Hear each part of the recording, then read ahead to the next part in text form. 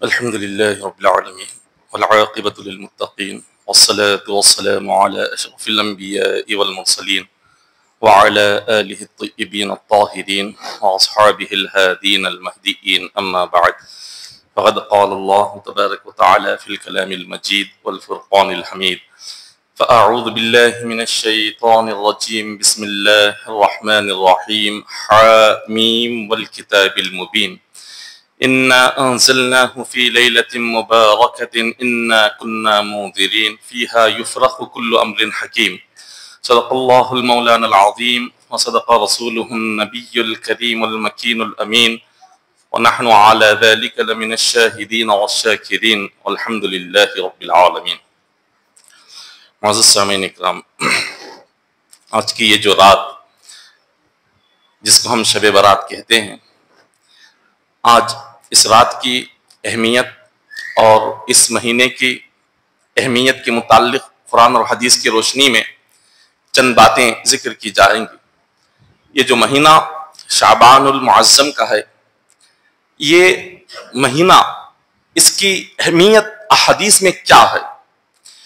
یہ مہینہ کیا عام مہینوں کی طرح ہے یا اس مہینے کو کچھ خاص طریقے سے احادیث میں بیان کیا گیا؟ تو سب سے پہلے شعبان کا ذکر ہوگا کہ ماہ شعبان ہے کیا، اور ماہ شعبان کی اہمیت اور ماہ شعبان کی برکتیں کیا ہے، اور پھر آج کی جو رات 15 شعبان المعظم جس کو شب برات ہم کہتے ہیں، احادیث میں اس کا ذکر کہاں کہاں ملتا ہے اور اس کے متعلق حضور علیہ الصلوۃ والسلام نے کیا ارشاد فرمائے ہیں، اس کو ذکر کیا جائے گا. حدیث پاک میں آقا علیہ الصلوۃ والسلام ارشاد فرماتے ہیں، فضل الشعبان علی سائر الشہور کفضلی علی سائر الانبیاء. حضور نے فرمایا کہ شعبان کی فضیلت تمام مہینوں پر ایسی ہی ہے جیسے کہ حضور علیہ السلام کی فضیلت سارے نبیوں پر اللہ نے آقا علیہ الصلوۃ والسلام کو جو عظمت عطا فرمائی ہے، وہی عظمت، وہی فضیلت اللہ نے شعبان کے مہینے کو سارے مہینوں میں عطا فرمائی ہے. اور قرآن پاک میں اللہ تبارک و تعالیٰ نے سورہ دخان میں فرمایا حامیم والکتاب المبین. یہ جو قرآن پاک میں حامیم سے شروع ہونے والی 7 سورتیں ہیں جس کو اللہ نے حامیم سے قرآن پاک میں ابتدا فرمائی، ان میں سے سورہ دخان ہے. اللہ تعالیٰ نے فرمایا انا انزلناہ فی لیلۃ مبارکہ، ہم نے قرآن پاک کو ایک برکت والی رات میں نازل فرمایا. وہ برکت والی رات کون سی ہے؟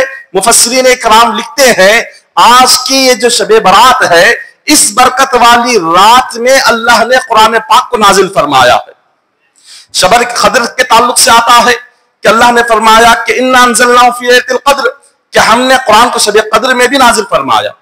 ایک قرآن پاک کی ایک آیت سورہ دخان جس میں اللہ فرماتا ہے کہ ہم نے قرآن کو شب برات میں نازل فرمایا. سورہ قدر میں فرمایا کہ ہم نے سورہ قدر میں ماہ رمضان کی قدر کی رات میں نازل فرمایا. اب دونوں راتوں میں قرآن کیسے اترا؟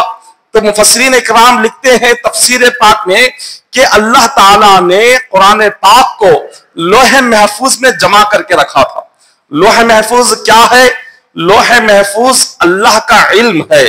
ایک عرش الہی پر اللہ نے ایک تختی بنائی ہے کہ اس تختی میں قیامت تک کیا ہونے والا ہے اللہ نے اس کو لکھ دیا ہے. قیامت تک کیا ہوگا، کس بندے کی تقدیر میں کیا ہے، کس بندے کے لیے کیا فیصلہ ہے، اللہ نے لوح محفوظ میں ایک تختی پر لکھ کر عرش الہی پر اس کو لٹکا دیا ہے. اب لوح محفوظ سے اللہ نے قرآن پاک کو آسمان دنیا، پہلے آسمان پر شب برات میں قرآن کو نازل فرمایا. آسمان دنیا لوح محفوظ کہاں ہے؟ 7 آسمان کے اوپر عرش الہی کے اوپر لوح محفوظ، وہاں سے اللہ نے قرآن پاک کو پہلے آسمان پر نازل فرمایا.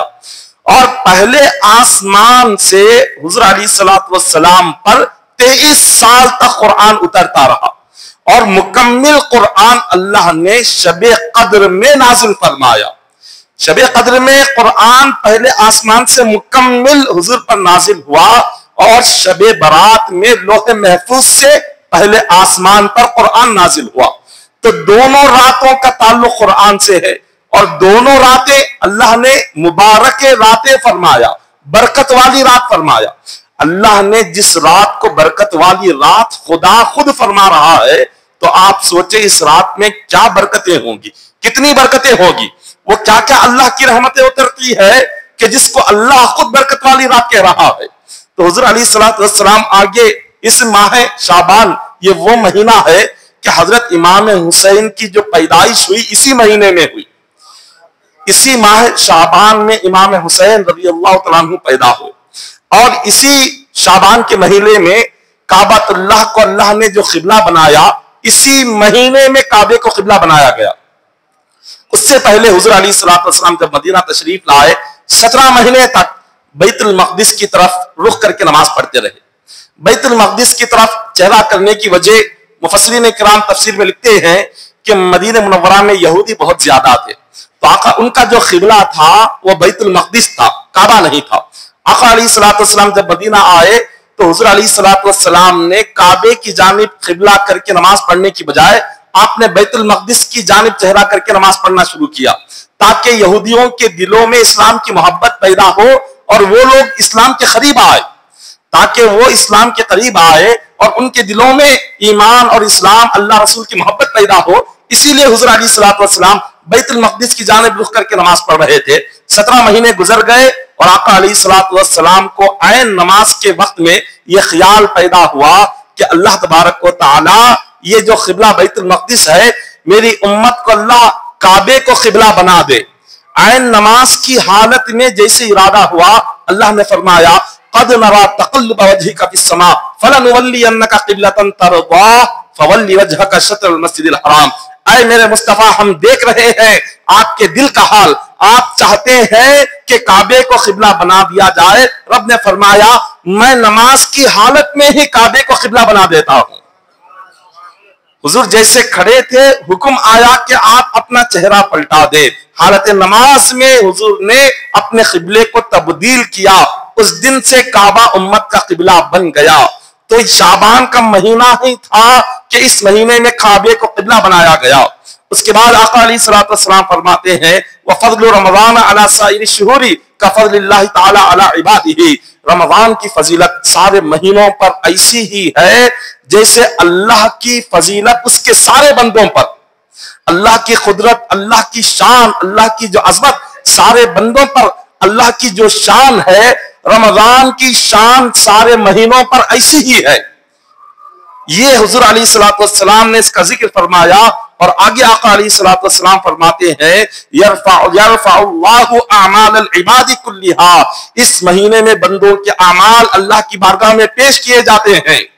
اس مہینے میں تمام بندوں کے اعمال، سال بھر کس بندے نے کیا کیا، کتنی عبادتیں کی، کتنے نیکیاں کی، کتنے گناہ کیے، وہ سارے اعمال آج کی رات اسی شعبان کے مہینے کی اللہ کی بارگاہ میں فرشتے لے کر پیش ہوتے ہیں۔ اور یہ شعبان کا جو مہینہ ہے، اس شعبان کے مہینے کا نام کیوں رکھا گیا ہے؟ شعبان جو لفظ ہے، اس کے یہ عربی کا لفظ ہے، اس کے معنی آتے ہیں حصے کے، کسی بھی چیز کے حصے کرنا، ایک حصے کو شعبان کہتے ہیں۔ اب اس مہینے کو شعبان کیوں کہا گیا؟ کیونکہ اللہ تبارک و تعالی اپنی نعمت کے بے شمار حصے اسی مہینے میں ساری مخلوق میں تقسیم فرماتا ہے۔ خدا کی نعمت کے حصے تقسیم ہوتے ہیں، خدا کی رحمتوں کے حصے مخلوق میں اللہ بانٹتا ہے، اسی لیے اس کو شعبان کہا گیا۔ اور شعبان میں کتنے الفاظ ہے، شین ہے، عین ہے، با ہے، الف ہے، نون ہے، اور ایک ایک جو لفظ ہے، ایک ایک جو حرف ہے، اللہ نے ایک ایک حرف کے بدلے میں بندوں کو ایک ایک نعمت عطا فرماتا ہے۔ شین، عین، با، الف، نون، یہ 5 حروف جب ملتے ہیں تو شعبان بنتا ہے۔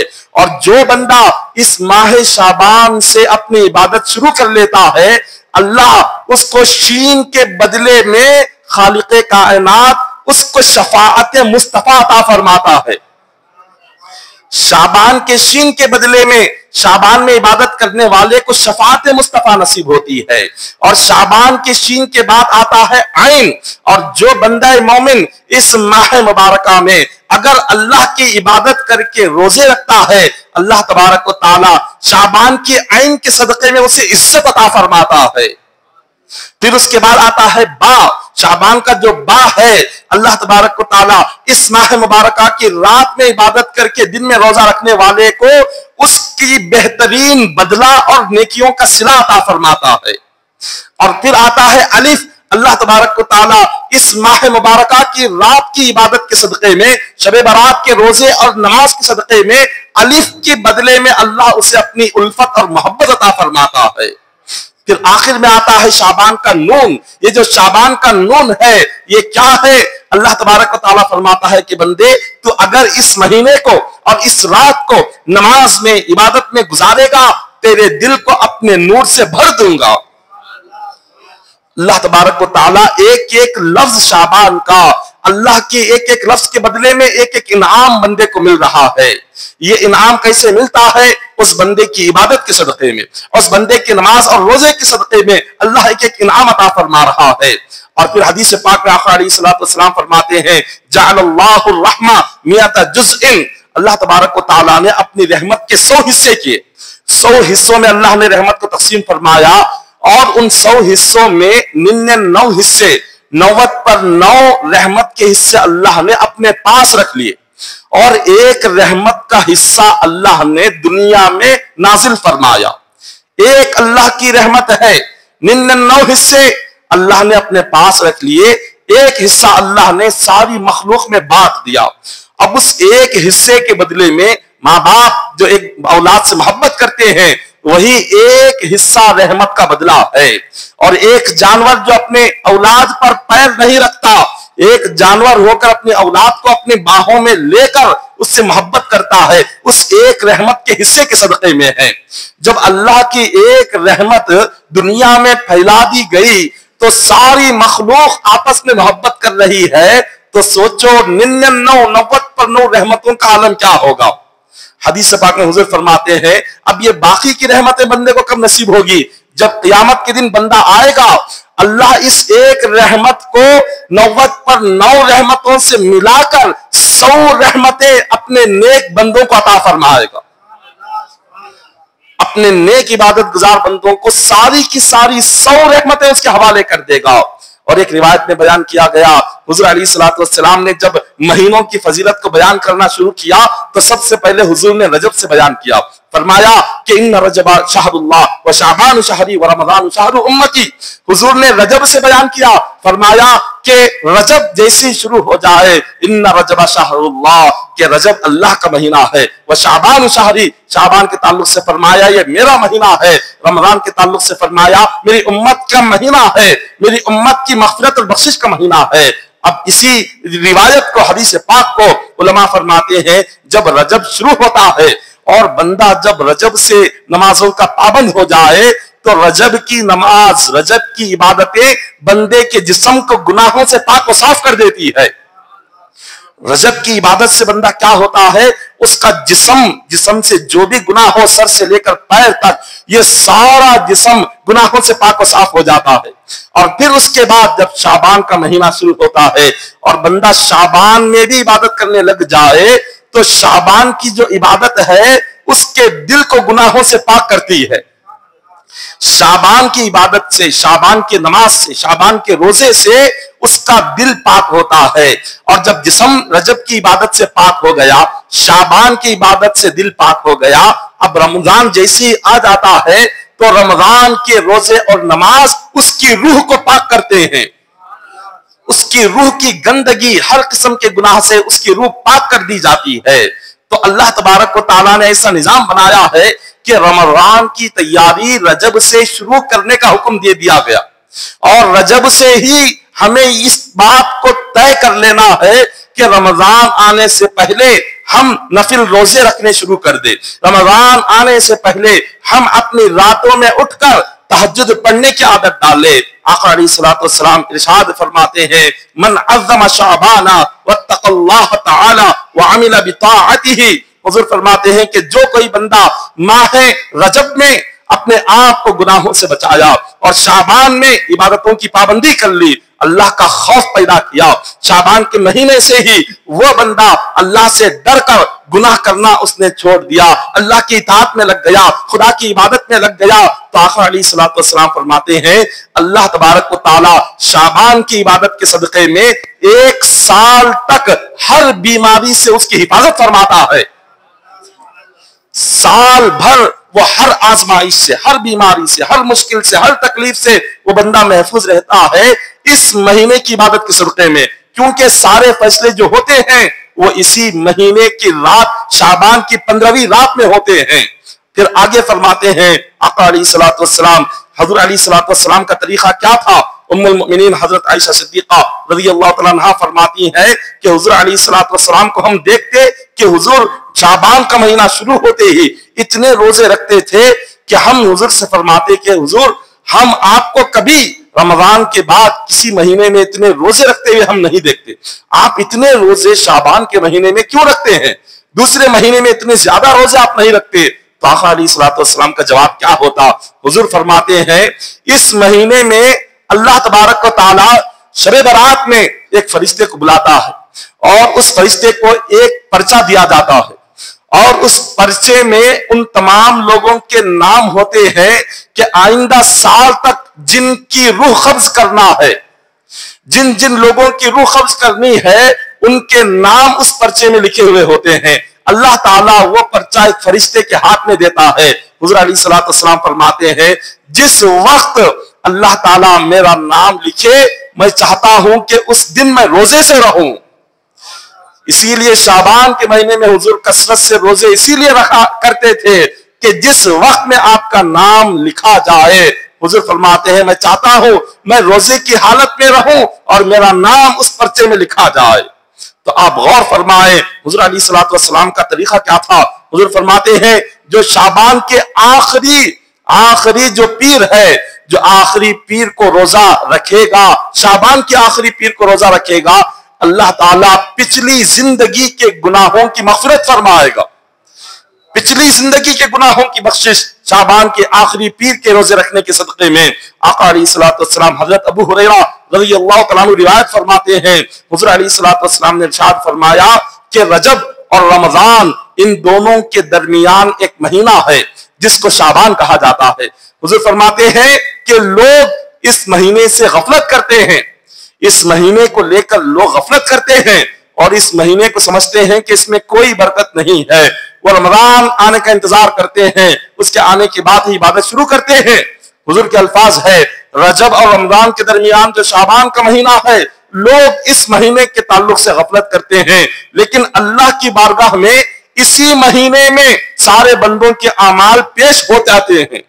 इसी महीने में आमाल पेश किए जाते हैं, वो अच्छे आमाल हो, बुरे आमाल हो, जैसे आमाल हो, साल भर के आमाल अल्लाह की बारगाह में पेश किए जाते हैं। फिर उसके बाद आका अलैहिस्सलातु वस्सलाम फरमाते हैं कि ऐ मेरे उम्मतियों, जिस वक्त तुम्हारा आमाल नामा अल्लाह के सामने पेश किया जाए, तुम उस वक्त में रोजे से रहा करो।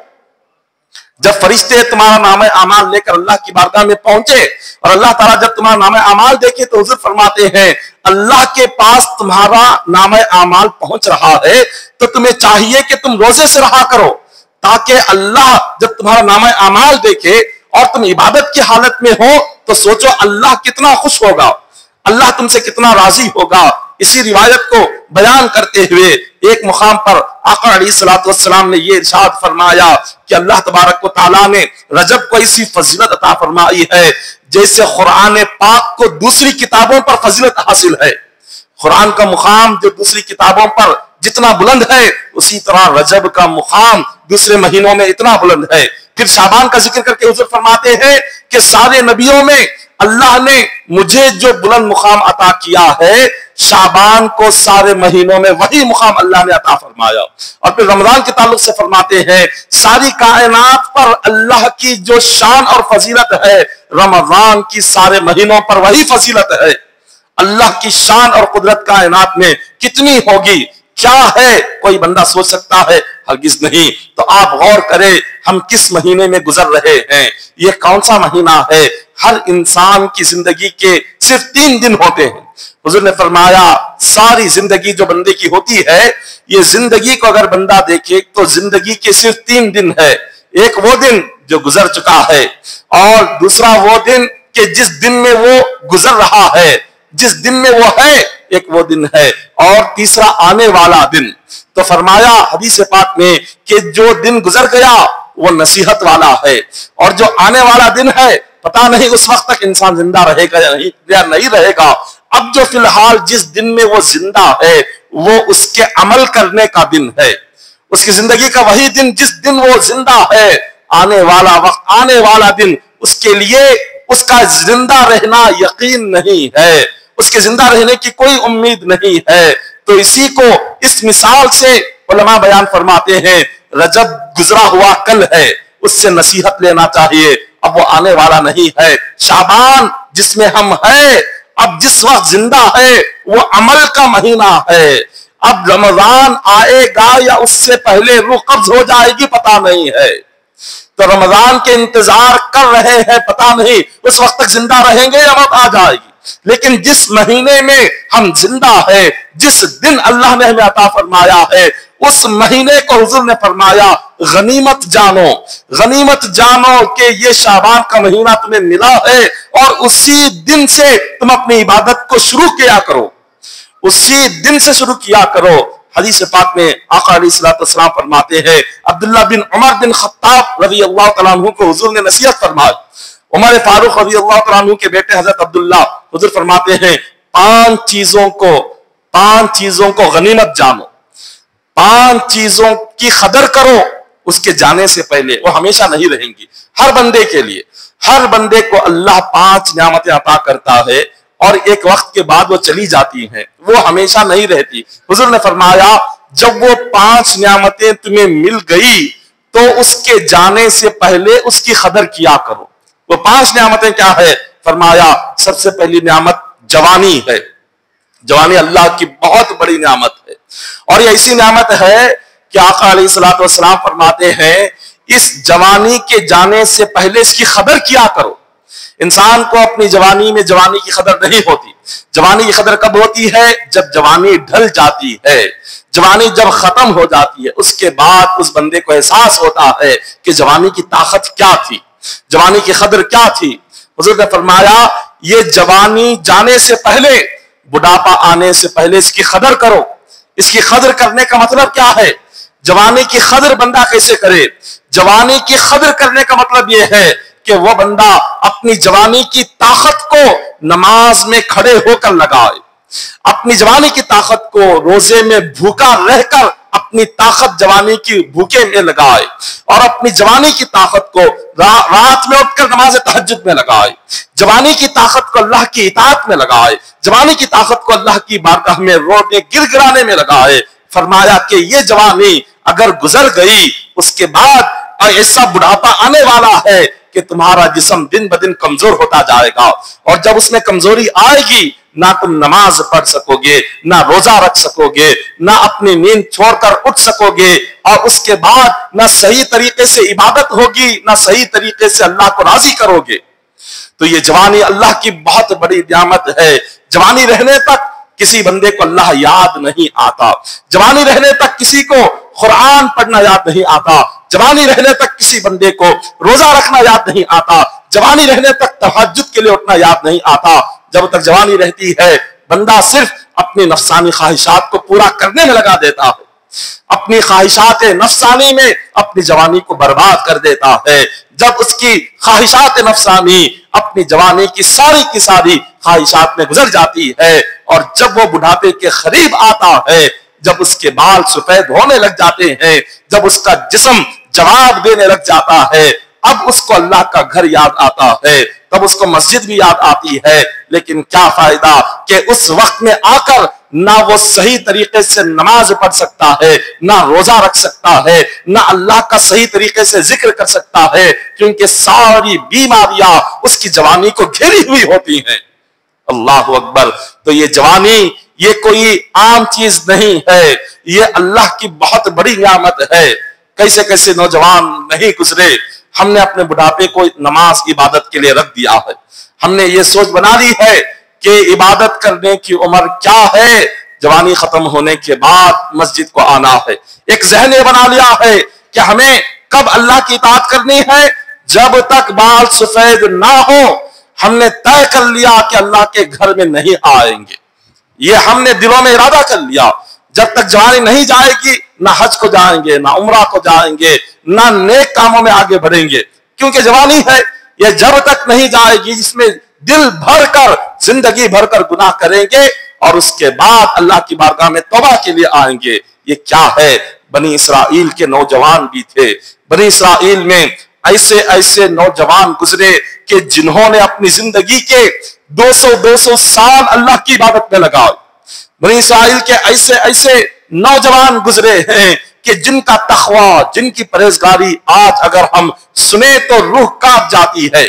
بنی اسرائیل کے حکایتوں میں ایک حکایت کتابوں میں علماء نے نقل کی ہے کہ بنی اسرائیل کا ایک نوجوان تھا، بڑا حسین تھا، متقی پرہیزگار نوجوان تھا، اور وہ ساری رات اللہ کی عبادت کرتا اور دن کے وقت میں وہ تھیلیاں بیچا کرتا تھا بازاروں میں جا کر۔ بہت خوبصورت تھا، بڑا حسین تھا۔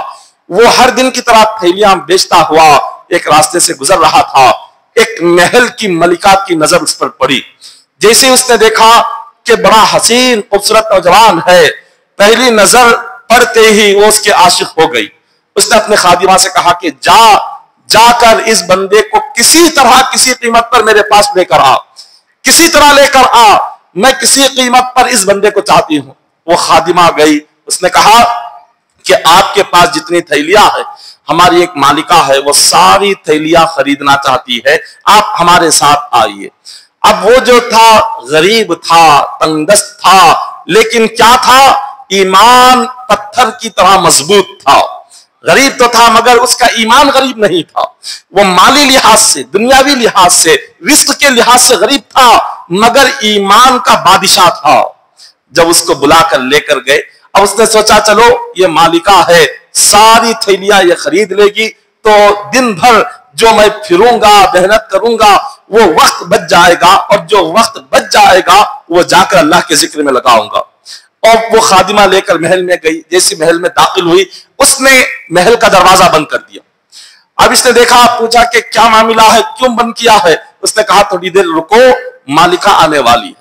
جب وہ مالکہ آئی اس نے دیکھا کہ اتنا حسین نوجوان، اتنا خوبصورت نوجوان، ہاتھ میں تھیلیاں ہے۔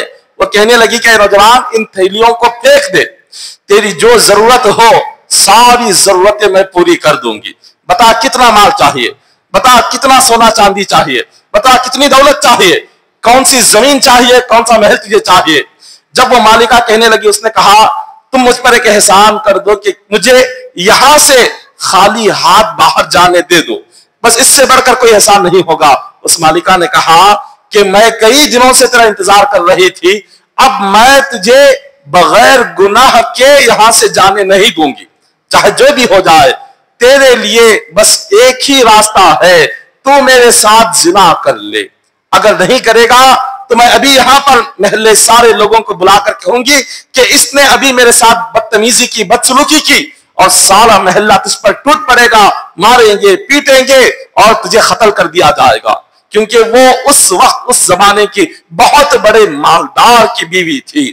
اب اس نے دیکھا کہ کیا کیا جائے۔ اس نے کہا کہ اچھی بات ہے، تھوڑی دیر رکو، میں تمہاری خواہش پورا کرنے کے لیے تیار ہوں، مگر مجھے سب سے پہلے یہ بتاؤ کہ غسل خانہ کہاں پر ہے، میں غسل کروں گا، غسل کر کے تیار ہو کر تمہارے پاس آؤں گا۔ اس نے کہا کہ چھت کے اوپر ہے۔ وہ نوجوان سیدھے چھت کے اوپر چڑھا، چڑھ کر اس نے دیکھا کہ غسل خانہ ہے۔ اب غسل کر کے یہاں سے جیسے ہی وہ نکلے گا اور سیدھے اس کو زنا کے راستے پر جانا ہوگا، اللہ کو ناراض کرنا ہوگا، گناہ کرنا ہوگا۔ اس نوجوان نے کیا کیا؟ محل کی چھت پر دیوار پر کھڑا ہو گیا اور رب کی بارگاہ میں کہنے لگا کہ مولا میں مرنا پسند کروں گا مگر میں زنا کرنا پسند نہیں کروں گا۔ دیکھیے نوجوان ہے، حسین ہے، غریب ہے، تنگ دست ہے، اس کو دنیا کا لالچ دیا گیا، اس کو مال کا لالچ دیا گیا، اس کو رزق کا لالچ دیا گیا، لیکن اس کے باوجود ایمان دیکھیے کتنا مضبوط ہے۔ آج کا اگر نوجوان ہوتا، آج کا نوجوان صرف موقع کا انتظار کرتا ہے کہ کب موقع مل جائے گناہ کے لیے۔ آج کا نوجوان اس انتظار میں رہتا ہے کہ کب مجھے موقع مل جائے کہ میں کوئی گناہ کر لوں، کب مجھے موقع مل جائے کہ میں کوئی حرام کی کمائی حاصل کروں، کب مجھے موقع مل جائے کہ میں اپنی دنیاوی لذتوں کو، نفسانی خواہشات کو پورا کروں۔ مگر بنی اسرائیل کا کیا نوجوان تھا، اس نے کیا کیا؟ محل کی اونچائی سے اس نے چھلانگ لگا دی، اپنی جان دینے کے لیے، اس گناہ سے بچنے کے لیے، اس گناہ سے بچنے کے لیے اس نے محل کی اونچائی سے چھلانگ لگائی۔ اللہ تبارک و تعالیٰ نے فرمایا کہ جبرائیل چوتھے آسمان پر تھے، جبرائیل علیہ السلام، فرمایا کہ مولا بتا کیا حکم ہے؟ کہا ایک میرا بندہ میری خاطر اپنے گناہوں سے بچنے کے لیے جان دے رہا ہے، اپنے پر کو پھیلا دے، زمین پر گرنے سے پہلے اس کی جان کی حفاظت فرما دے۔ جبرائیل امین اس کے زمین پر گرنے سے اپنا پر پھیلاتے ہیں اور اپنے پروں پر اٹھاتے ہیں اور فرماتے ہیں کہ اے بندے، تیرا تقوی، اللہ کا جو تیرا ڈر دل میں ہے، یہ خوف اللہ کو اتنا پسند آیا کہ چوتھے آسمان سے اللہ نے تیری حفاظت کے لیے مجھے زمین پر بھیجا ہے۔ یہ اللہ تبارک و تعالیٰ کا بنی اسرائیل کے نوجوانوں کا یہ خوف تھا، یہ ایمان مضبوط تھا۔ آج غور کرے یہ ایمان کہاں ہے؟ ایسا ایمان کہاں ہے؟ ایسا دین کہاں پر ہے؟ ایمان نوجوانوں کے لیے سب سے زیادہ مضبوط جوانی میں رہتا ہے، اور اللہ تبارک و تعالیٰ جوان کی عبادت کو جتنا پسند کرتا ہے بڑھاپے کی عبادت کو اتنا پسند نہیں کرتا، کیونکہ جوانی میں بندے کے لیے کتنی رکاوٹیں نہیں ہوتی، اس کو روزی کی پریشانی ہے، اس کو اولاد کی تکلیف ہے، اس کو اپنے گھر کو سنبھالنا ہے، اس کے لیے ہزار قسم کے مشکلات ہوتے ہیں، لیکن یہ تمام چیزوں کو بندہ چھوڑ کر جب اللہ کی بارگاہ میں آ کر کھڑا ہوتا ہے، اللہ تعالیٰ فرشتوں سے فرماتا ہے اے فرشتوں دیکھو میرے بندے کو، دیکھو اس بندے کے لیے کتنی تکلیف ہے، کتنے مشکلات ہے، رزق کی پریشانی ہے، روزی کا معاملہ ہے، اس کے لیے گھر کی تکلیف الگ سے ہے، یہ تمام چیزوں کے باوجود سب کچھ ٹھکرا کر یہ آ کر میری بارگاہ میں کھڑا ہوا ہے۔ خدا فرماتا ہے کہ فرشتوں تمہاری عبادت سے زیادہ اس بندے کی عبادت مجھے پسند ہے، تمہاری عبادت سے زیادہ اس بندے کی عبادت کو میں پسند کرتا ہوں۔ اللہ تعالیٰ فخر فرماتا ہے اس بندے پر جو دنیاوی مصروفیات کو چھوڑ کر اپنی جوانی عبادت میں لگاتا ہے۔ حضور نے فرمایا کہ جوانی کو غنیمت جانو، بڑھاپے سے پہلے پہلی نعمت ہے، اور دوسری نعمت کیا ہے؟ فرمایا صحت اور تندرستی اللہ کی بہت بڑی نعمت ہے۔ صحت اور تندرستی، فرمایا کہ صحت ہمیشہ رہنے والی نہیں ہے۔ آج تندرستی، جسمانی جو طاقت ہے ہمیشہ رہنے والی نہیں ہے، جیسے جوانی ہمیشہ نہیں رہتی، صحت مندی، تندرستی، دنیاوی جسمانی طاقت اور قوت یہ ہمیشہ نہیں رہتی، اس کو زوال آنا ہے۔ پہلے اللہ اس کو عروج دیتا ہے، پہلے اللہ جسمانی طاقت بڑھاتا ہے، قوت بڑھاتا ہے، پھر اس کے بعد آہستہ آہستہ صحت بندے کی چھین لی جاتی ہے، پھر اس کو بیماریاں آہستہ آہستہ پیدا ہوتی ہے۔ حضور نے فرمایا جب اللہ نے صحت عطا کی ہے، اس صحت کو غنیمت جانو، اس کی قدر کیا کرو۔ صحابہ کرام نے زبان حال سے پوچھا کہ حضور صحت کی قدر کیسے کریں، تندرستی کی قدر کیسے فرمائے؟ فرمایا جب تک صحت ہے، جب تک تندرستی ہے، اپنی صحت اور تندرستی کو اللہ کی عبادت میں لگاؤ، خدا کی اطاعت میں لگاؤ۔ جب صحت کو بندہ اپنی اطاعت میں اللہ کی عبادت میں لگائے گا، اللہ تعالیٰ عبادت کی برکت سے اس کی جسمانی تندرستی کبھی ختم نہیں فرمائے گا، کبھی صحت ختم نہیں ہوگی۔ جو بندہ چاہتا ہے کہ تندرستی ہمیشہ باقی رہے، صحت ہمیشہ باقی رہے، صحت مندی کے وقت میں اللہ کی عبادت کرنے کی عادت ڈالو۔ جتنا تندرستی میں اللہ کی عبادت کرو گے، اللہ اس کی برکت سے تندرستی کو، جسمانی قوت کو ہمیشہ باقی رکھے گا۔ پھر اس کے بعد حضور نے فرمایا تیسری اللہ کی نعمت کیا ہے؟ فرمایا کہ تیسری نعمت یہ ہے کہ مال کا ملنا، مال کا، رزق کا، روزی کا، دولت کا ملنا، یہ اللہ کی بہت بڑی نعمت ہے۔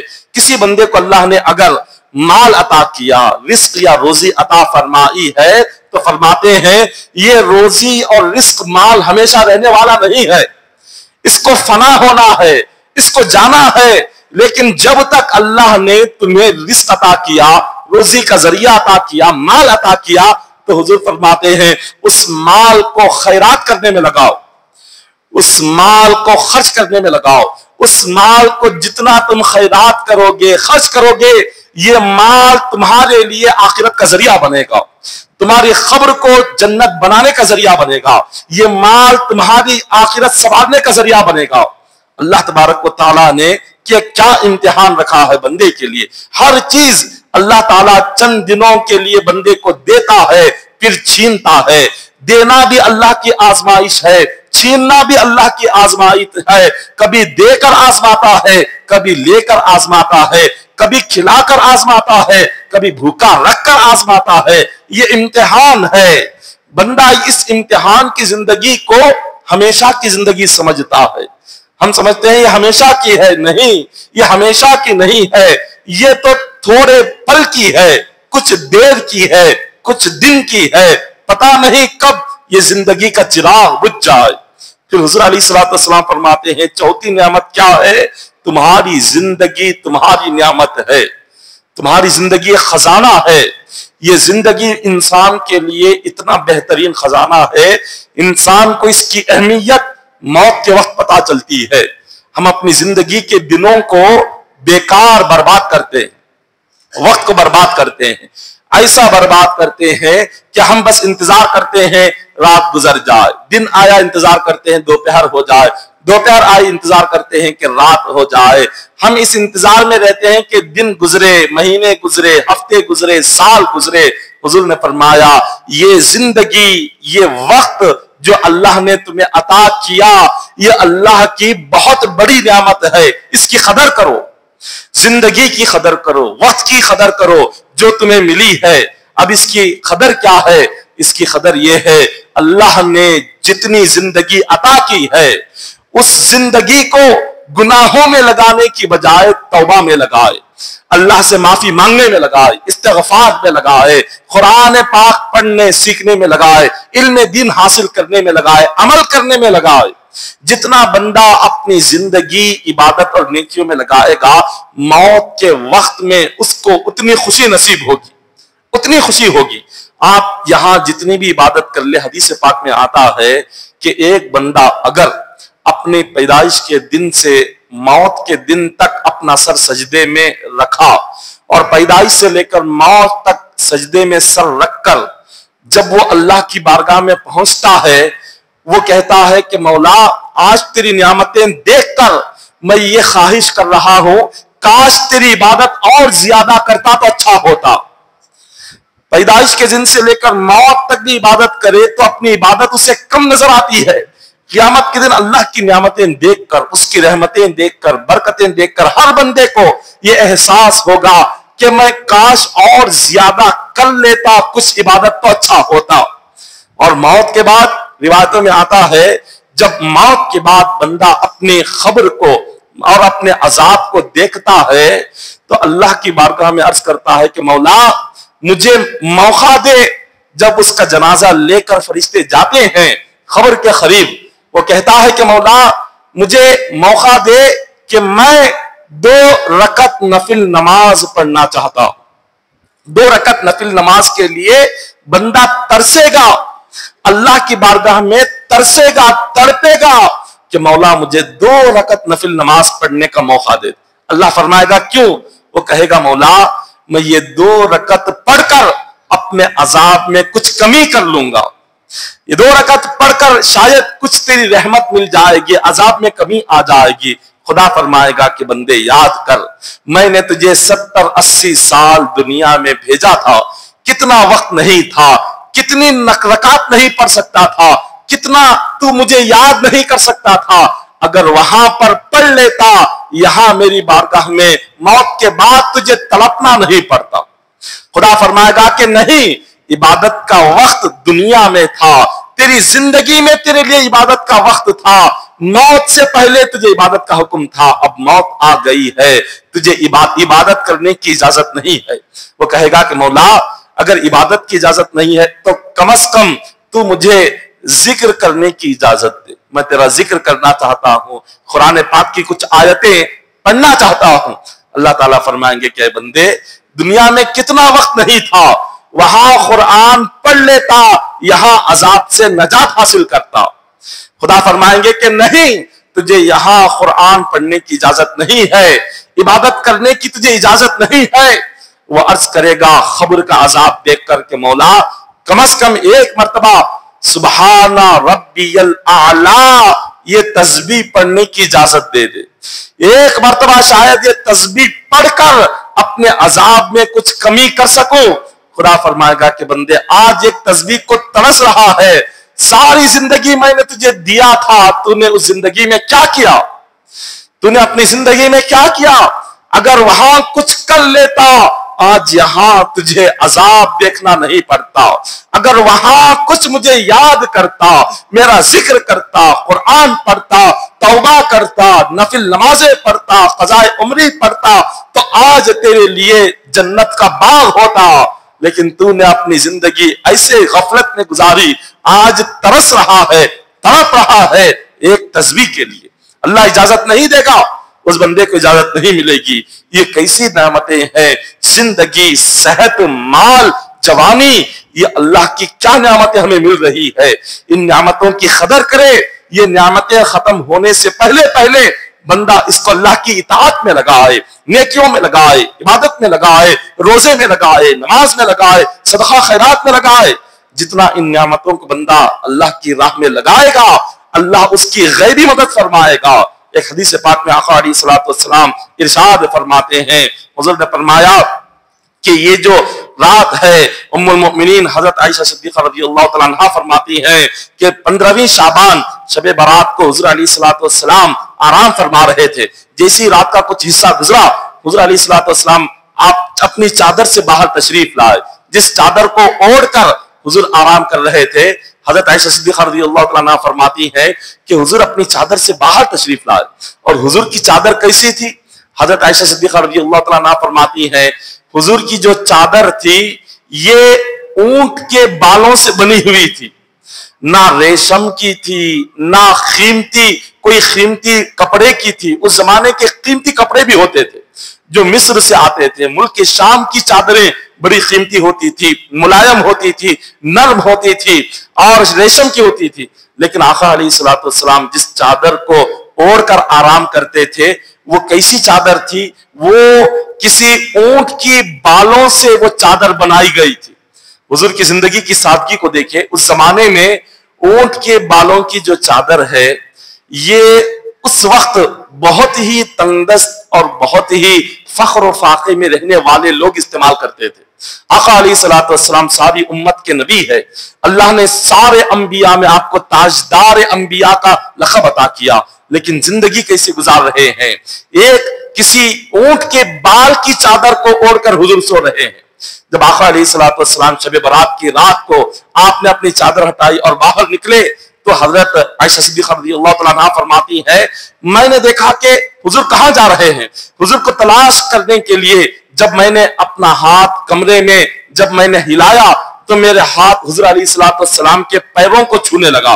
और आका अलैहिस्सलातु वस्सलाम कहां थे? सजदे में हुजूर उस वक्त में थे, और सजदे में हुजूर अल्लाह की बारगाह में रोते हुए दुआ मांग रहे थे। हुजूर की दुआ क्या थी? आज की रात हुजूर सजदे में सर रखकर क्या दुआ मांग रहे थे? सजदा लका सिवादी व जनानी व आमना बिका फुआदी अबू लका बिन नाइमी व अतरिफु लका बिल ज़म्बी ज़लमतु नफ्सी फग़फिरली। हुजूर की दुआ के अल्फाज है, हुजूर की जुबान से निकलने वाले अल्फाज है। इसके माने क्या है? हुजूर उर्दू में हुजूर अल्लाह की बारगाह में अर्ज कर रहे हैं कि ऐ अल्लाह, मेरा जिस्म मेरा दिल तेरी बारगाह में सजदा कर रहा है। हुजूर ये कह रहे हैं और अर्ज करते हैं कि मौला, मैं तेरी नियामतों का शुक्र अदा करता हूं और मौला तुझसे माफी मांगता हूं। हुजूर उम्मत को बता रहे हैं आज की रात कैसे दुआ मांगना है, अल्लाह की बारगाह में क्या क्या दुआ करना है। हुजूर फरमाते हैं कि आज की रात जब तुम सजदे में जाओ तो अल्लाह से कहो कि मौला तू हम तमाम को अपने अजाब से महफूज फरमाओ। हुजूर ने ये अपनी दुआ मांगी। हज़रत आयशा सिद्दीक़ा रज़ियल्लाहु तआला अन्हा फरमाती है, मैंने सुबह तक देखा हुजूर इबादत में ही है। शाबान की 15वीं रात शब बारात, सारी रात حضرت عائشہ صدیقہ رضی اللہ تعالیٰ عنہا دیکھتی رہی کہ حضور ساری رات عبادت میں لگے ہوئے، اور جیسے ہی رات میں عبادت کر رہے، کبھی بیٹھ کر عبادت کرتے ہیں، کبھی کھڑے ہو کر عبادت کرتے ہیں، شعبان کی یہ 15ویں رات عبادت کرتے کرتے حضور کے پیر سوج گئے، حضور کے پیروں میں سوجن آ گئی، تکلیف ہونے لگی۔ حضرت عائشہ صدیقہ رضی اللہ تعالیٰ عنہا نے فرمایا کہ حضور اللہ نے آپ کو اتنا بلند مقام عطا فرمایا اور آپ اتنی تکلیف کیوں اٹھا رہے ہیں؟ آپ تو تاجدار انبیاء ہے، اور اللہ نے آپ جیسا رتبہ، آپ جیسا درجہ کسی نبی کو عطا نہیں کیا، آپ اتنی محنت کیوں کر رہے ہیں؟ حضور فرماتے ہیں کہ اے عائشہ، آج کی رات اللہ تبارک و تعالی ہر 1 سال تک پیدا ہونے والے تمام بچوں کے نام لکھ دیے جاتے ہیں۔ آئندہ شب برات تک جتنے بچے پیدا ہوں گے ان کے نام لکھ دیے جاتے ہیں، اور جتنے مرنے والے ہیں ان کے نام لکھ دیے جاتے ہیں۔ حضور علیہ الصلوۃ والسلام نے فرمایا اسی رات مخلوق کے درمیان اللہ رزق تقسیم کرتا ہے، 1 سال تک کس کو کتنا رزق دینا ہے، کس کو کتنی روزی کس کو پہنچانا ہے، آج کی رات اللہ فیصلہ فرماتا ہے۔ آج روزی تقسیم ہونے والی رات ہے۔ جس کسی بندے کو تندرستی کی شکایت ہو، روزی کی کمی کی شکایت ہو، فخر و فاقے کی تکلیف ہو، غربت کی تکلیف ہو، آج کی رات اللہ کی بارگاہ میں رو کر گر گرا کر دعا مانگے، اللہ تبارک و تعالی روزی میں برکت پیدا فرمائے گا۔ اور پھر اس کے بعد حضور نے فرمایا کہ اللہ تبارک و تعالی کی بارگاہ میں فرشتے اعمال پیش کرتے ہیں اور پھر فرماتے ہیں کہ اے مالک و مولا، یہ سارے تیرے بندوں کے اعمال ہے جو ہم لے کر آئے ہیں۔ اللہ تبارک و تعالی ان بندوں کے اعمال کو دیکھتا ہے اور فرماتا ہے اگر تمہاری عبادتیں نیکیاں زیادہ ہے اللہ راضی ہوگا، اگر گناہ برتر ہے اللہ آج کی رات ناراض ہوگا۔ آج کی رات حضور نے فرمایا اللہ تبارک و تعالی جنت کو سجاتا ہے اور کہتا ہے کہ جبرائیل جا جنت کو سجا کر آ، جنت کو اچھی طرح سے سجانا۔ اور اللہ تعالیٰ فرماتے ہیں اس رات آسمان کے جتنے ستارے ہیں، آسمان کے ستاروں کے برابر اللہ تعالیٰ جہنمیوں کو جہنم سے نجات عطا فرماتا ہے۔ خدا جتنے روئے زمین کے ریت کے کنکر ہے، ریت کے کنکروں کے برابر جہنمیوں کو جہنم سے آزادی عطا فرماتا ہے۔ جتنے درخت کے پتے ہیں روئے زمین کے، ساری کائنات کے درختوں کے پتوں کی گنتی کے برابر اللہ تعالیٰ گناہگاروں کی مغفرت فرماتا ہے۔ اور خالق کائنات فرماتا ہے جتنے روئے زمین کے پہاڑ ہے، پہاڑ کے وزن کے برابر اللہ تعالیٰ جہنمیوں کو جہنم سے نجات عطا فرماتا ہے۔ جبرائیل امین اعلان کرتے ہیں کہ مبارک ہو وہ بندہ جس کی آج کی رات اللہ مغفرت فرمائے، اور اللہ تبارک و تعالیٰ کہتا ہے کہ جبرائیل اعلان کر دے، خوشخبری سنا اس بندے کے لیے کہ جس کی بخشش آج کی رات میں نے کر دی ہے۔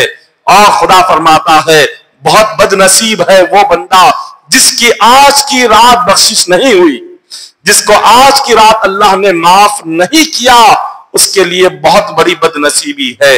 صحابہ کرام نے پوچھا کہ حضور آج کی رات کیا کوئی ایسا بھی بندہ ہے کہ جس کی مغفرت نہیں ہوگی؟ حضور نے فرمایا ہاں، چند بد نصیب ایسے ہیں کہ آج کی رات اللہ انہیں معاف نہیں فرماتا، آج کی رات ان کی مغفرت اور بخشش نہیں ہوتی۔ صحابہ نے پوچھا حضور بتائے وہ کون ہے؟ حضور نے فرمایا سب سے پہلے شرک کرنے والا۔ شرک کسے کہتے ہیں؟ شرک کا معنی اور مطلب جان لے، اللہ کی طرح کسی اور کو خدا سمجھ کر عبادت کرنا یہ شرک ہوتا ہے۔ خدا سمجھ کر، جیسے ہم اللہ کو اپنا رب جان کر، رب مان کر جیسے اللہ کی عبادت کرتے ہیں، اسی طرح خدا کے علاوہ کسی اور کو خدا سمجھ کر عبادت کرنا وہ شرک ہوتا ہے۔ اولیاء کی بارگاہوں میں جانا شرک نہیں، کیونکہ کوئی کسی ولی کو خدا سمجھ کر نہیں جاتا، خدا کے نیک بندے سمجھ کر ان کے پاس جاتے ہیں۔ آج کی رات جو ہم جاتے ہیں اولیاء کی جو زیارت کرتے ہیں، یہ کیا ہے؟ حضور علیہ الصلوۃ والسلام کی سنت ہے۔ آقا علیہ الصلوۃ والسلام، حضرت عائشہ صدیقہ رضی اللہ عنہا فرماتی ہے کہ میں نے ایک رات دیکھا کہ حضور علیہ الصلوۃ والسلام درمیانی رات میرے کمرے سے باہر تشریف لے گئے۔ میں تلاش کرتے ہوئے نکلی، آقا علیہ الصلوۃ والسلام کو کہیں نہیں دیکھا۔ تو آپ سیدھے فاطمہ الزہرا رضی اللہ تعالیٰ عنہ کے مکان پر گئی. رات کا وقت تھا اور شب برات کی رات تھی، شعبان کی 15ویں رات تھی. آپ نے دستک دی، فاطمہ الزہرا رضی اللہ تعالیٰ عنہ نے دروازہ کھولا. حضرت علی جاگ گئے، امام حسن امام حسین رضی اللہ تعالیٰ عنہما جاگ گئے. پوچھا کہ کیا معاملہ ہے، آپ اتنی رات گئے یہاں پر آپ آئی ہوئی ہیں. ام المؤمنین حضرت عائشہ صدیقہ رضی اللہ تعالیٰ عنہ فرماتی ہے کہ حضور علیہ الصلوۃ والسلام اچانک میرے کمرے سے نکل گئے اور میں تلاش کر رہی ہوں کہ حضور کہاں گئے ہیں. حضرت علی رضی اللہ تعالیٰ عنہ نے کہا کہ چلو ہم مسجد نبوی میں تلاش کریں. دیکھا مسجد نبوی میں حضور نہیں ہے تو حضرت علی رضی اللہ تعالیٰ عنہ نے فرمایا کہ چلو ہم جنت البقیع جاتے ہیں. جنت البقیع مدینہ منورہ کا قبرستان ہے. فرمایا کہ حضور کو جنت البقیع میں جا کر تلاش کریں گے، شاید حضور وہاں مل جائے. حضرت علی رضی اللہ تعالیٰ عنہ، فاطمہ الزہرا رضی اللہ تعالیٰ عنہ، امام حسن امام حسین اور حضرت عائشہ صدیقہ رضی اللہ تعالیٰ عنہ سارے مل کر جب جنت البقیع میں گئے تو حضرت علی فرماتے ہیں کہ جنت البقیع نور سے جگمگا رہا تھا. حضرت علی نے فرمایا یہ جو نور ہے یہ حضور کے خدموں کی برکت سے یہ نور پیدا ہوا ہے. تو جب وہاں پہنچے تو حضور علیہ الصلوۃ والسلام کو دیکھا کہ آقا علیہ الصلوۃ والسلام سجدے میں اور جنت البقیع مدینہ منورہ کا قبرستان حضور شب برات میں جا رہے ہیں، جا کر زیارت کر رہے ہیں. یہ تو مسلم کی حدیث پاک ہے، ترمذی کی حدیث پاک ہے، کئی ساری کتابوں میں حدیث پاک ہے کہ حضور علیہ الصلوۃ والسلام نے خود جا کر جنت البقیع میں وہاں کے تمام لوگوں کی زیارت کی ہے، وہاں کے قبروں کی حضور نے زیارت فرمائی اور اپنا سر سجدے میں حضور نے رکھا اور حضور رو رہے تھے. اتنا رو رہے تھے کہ حضرت فاطمہ الزہرا رضی اللہ تعالیٰ عنہا آپ کے سر کے پاس کھڑی ہو گئی. حضور علیہ الصلوۃ والسلام سے فرمایا کہ حضور اپنا چہرہ اٹھائے. حضور علیہ الصلوۃ والسلام نے چہرہ اٹھایا اور فاطمہ الزہرا نے فرمایا کہ حضور آپ کو کیا ہوا، آپ اتنے آنسو بہا رہے ہیں، کیا کسی دشمن کا خوف ہے یا اللہ نے آسمان سے کوئی عذاب کی آیت نازل فرمائی ہے؟ تو آقا علیہ الصلوۃ والسلام فرماتے ہیں اے فاطمہ نہ کسی دشمن کا خوف ہے نہ اللہ نے کوئی عذاب کی آیت نازل فرمائی ہے، بلکہ فرماتے ہیں کہ آج کی جو رات ہے اللہ تعالیٰ آج کی رات اتنے گناہگاروں کی مغفرت اور بخشش فرماتا ہے کہ جس کو کوئی بندہ سوچ نہیں سکتا. اور حضور فرماتے ہیں آج کی رات میں سجدے میں جا کر اپنی گناہگار امت کی مغفرت اور بخشش کی دعا مانگ رہا ہوں. حضور فرماتے ہیں کہ عائشہ دیکھ لو کل جب قیامت کا دن ہوگا، قیامت کے دن بھی میں اسی طرح سجدے میں جا کر امت کی مغفرت کی دعا مانگوں گا، اسی طرح امت کی بخشش کی دعا مانگوں گا. پھر حضور نے فرمایا کہ عائشہ اگر تم چاہتی ہو کہ میں راضی ہو جاؤں، میں خوش ہوں، تو میری طرح تم بھی سجدے میں سر رکھ کر میری امت کے لیے مغفرت کی دعا مانگو. حضرت عائشہ صدیقہ رضی اللہ تعالیٰ عنہ سجدے میں آ گئی اور حضور کی طرح امت کے لیے، ہم گناہگاروں کے لیے بخشش کی دعا مانگ رہی ہے. حضور نے حضرت علی سے فرمایا، فاطمہ الزہرا سے فرمایا، امام حسن امام حسین سے فرمایا تم سارے کے سارے میرے ساتھ سجدے میں آؤ اور میری امت کے لیے مغفرت اور بخشش کی دعا مانگو. سارے کے سارے سجدے میں آئے. حضور نے اپنی ساری اہل بیت کو لے کر آج کی رات ہم گناہگار امت کے لیے بخشش کی دعا مانگی ہے. تو غور کرے یہ کیسی عظمت والی رات اللہ نے ہم گناہگاروں کو عطا فرمائی ہے. اس رات قرآن پاک میں اللہ فرماتا ہے فیہا یفرق کل امر حکیم، آج ہر اہم کام کا فیصلہ اللہ آج کی رات فرماتا ہے. کیسے فیصلے؟ حضور فرماتے ہیں کہ روایت میں آتا ہے کچھ لوگ سفر کر رہے ہیں لیکن ان کا نام زندوں سے نکال کر مردوں کی فہرست میں لکھا جا رہا ہے. کچھ لوگ نکاح کر رہے ہیں مگر ان کا نام، دلہے کا نام مردوں میں لکھا جا رہا ہے. دلہن خوشی منا رہی ہے، دلہن کا نام زندوں سے نکال کر مردوں میں لکھا جا رہا ہے. حضور فرماتے ہیں کہ روایت میں آتا ہے کہ لوگ خوشی سے بازاروں میں گھوم رہے ہیں آج کی رات، لیکن ان کے کفن دھل کر تیار ہے، ان کے کفن تیار کیے جا رہے ہیں اور وہ آج کی رات خوشی سے بازاروں میں گھوم رہے ہیں، سفر کر رہے ہیں، نکاح کر رہے ہیں، مگر ان تمام لوگوں کے نام فرشتے مردوں میں لکھ رہے ہیں. تو آج کی رات اتنی اہم ہے، حاجیوں کے نام آج کی رات لکھے جاتے ہیں. آئندہ سال کتنے حج کرنے والے ہیں उनके नाम आज की रात लिखे जाते हैं। कितने उम्रा करने वाले हैं, उनके नाम आज की रात लिखे जाते हैं। तो जो कोई बंदा अल्लाह के घर की जियारत का ख्वाहिशमंद हो, आज की रात अल्लाह की बारगाह में दुआ करे, अल्लाह उससे हज नसीब फरमाएगा, उम्रा नसीब फरमाएगा, क्योंकि आज ही रात फैसला होता है। आका अलैहिस्सलाम फरमाते हैं कि जिब्राइल अमीन मेरे पास आए, शाबान की 13वीं रात आए, आकर फरमाया कि या रसूलुल्लाह सल्लल्लाहु अलैहि वसल्लम अपना सर उठाए। हुजूर अलैहिस्सलाम ने अपना सर मुबारक को उठाया। हुजूर फरमाते हैं कि मैंने देखा कि अजीब और गरीब मंजर है। आका अलैहिस्सलाम फरमाने लगे कि जिब्राइल ये क्या है? जिब्राइल अमीन फरमाते हैं अल्लाह का हुक्म है कि आप तहज्जुद के लिए खड़े हो जाएं और उम्मत की मगफिरत की दुआ मांगे। 13 शाबान को आका अलैहिस्सलाम उठते हैं, तहज्जुद अदा करते हैं और सुबह तक उम्मत की मगफिरत की दुआ मांगते हैं। और जैसे उम्मत की मगफिरत की दुआ खत्म होती है, फजर का वक्त होता है, जिब्राइल अमीन आकर फरमाते हैं कि या रसूलुल्लाह सल्लल्लाहु अलैहि वसल्लम अल्लाह ने आपकी गुनाहगार उम्मत को 3 हिस्सों में तकसीम किया और 3 हिस्सों में से अल्लाह ने एक हिस्से को आपकी दुआ की सदक़े में माफ फरमा दिया है। हुजूर अलैहिस्सलाम रोने लगे। जिब्राइल ने पूछा कि हुजूर क्यों रो रहे हैं? हुजूर ने फरमाया एक हिस्से को तो अल्लाह ने माफ कर दिया, बाकी जो 2 हिस्से गुनाहगार उम्मत के हैं उनका क्या होगा? जिब्राइल अमीन फरमाते हैं हुजूर मुझे इसकी खबर नहीं है, अल्लाह ने नहीं बताया। आप चले गए। 14 शाबान को आका अलैहिस्सलाम आराम फरमा रहे थे। जिब्राइल अमीन आए, हुजूर को जगाया, फरमाया हुजूर जाग जाए। हुजूर अलैहिस्सलाम ने आंख खोली, पूछा कि जिब्राइल क्या है? फरमाते हैं कि अल्लाह का हुक्म है आज आप तहज्जुद अदा करें, उम्मत की मगफिरत की दुआ मांगे। आका अलैहिस्सलाम सुबह तक उम्मत की मगफिरत की दुआ मांगते हैं। जिब्राइल अमीन आकर फरमाते हैं कि हुजूर अल्लाह ताला ये फरमाता है आपकी उम्मत के जो 2 हिस्से थे खुदा ने उनमें से एक हिस्से को माफ फरमा दिया। 3 गुनाहगार उम्मत के हिस्से थे, रब ने 13 शाबान को एक हिस्से को माफ किया, 14 शाबान को एक गुनाहगार उम्मत का एक हिस्सा माफ किया। आका अलैहिस्सलाम देखिए उम्मत से कितनी मोहब्बत फरमाते हैं। फरमाया कि जिब्राइल चौथे हिस्से का क्या है? मेरी उम्मत के जो गुनाहगार एक छोटा सा हिस्सा बच गया है, 2 हिस्से तो माफ हो गए, अब जो तीसरा हिस्सा है उसके बारे में क्या फैसला हुआ? जिब्राइल अमीन फरमाते हैं कि हुजूर मुझे मालूम नहीं है। आका अलैहिस्सलाम फरमाते हैं कि जिब्राइल मैं तीसरे हिस्से के ताल्लुक से सोचकर रो रहा हूं। अब जिब्राइल अमीन चले जाते हैं। 15वीं शाबान शबे बारात को आते हैं। आका अलैहिस्सलाम से फरमाते हैं कि हुजूर आप उठें और देखें आसमान पर क्या मंजर है। हुजूर ने देखा अल्लाह का ऐसा नूर बरस रहा था, ऐसी रहमत बरस रही थी। फरमाते हैं जिब्राइल ये क्या मंजर मैं देख रहा हूं?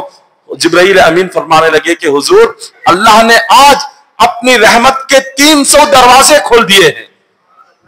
रहमत के 300 दरवाजे खुल गए, जन्नत के 8 दरवाजे खुल गए, 7 आसमानों के दरवाजे खुल गए। हुजूर अलैहिस्सलाम ने फरमाया कि आज की रात अल्लाह ने रहमत के 300 दरवाजे खोल दिए। ये किस लिए? जिब्राइल अमीन फरमाते हैं कि हुजूर दरअसल बात यह है खालिक कायनात ये इरशाद फरमा रहा है कि है कोई बंदा आज की रात मौला आसमान दुनिया पर आता है। खुदा का मुकाम हर जगह तो मौला अपनी खुदरत अपने इल्म के लिहाज से तो है, लेकिन अल्लाह का खास मुकाम अर्श इलाही है। लेकिन जब शबे बारात आती है मौला आसमान दुनिया पर आता है और फरमाता है हल मिन मुस्तगफिरिन फअगफिरु लहू, है कोई मुझसे गुनाहों की माफी मांगने वाला, मैं उसके गुनाह माफ करने को तैयार हूं।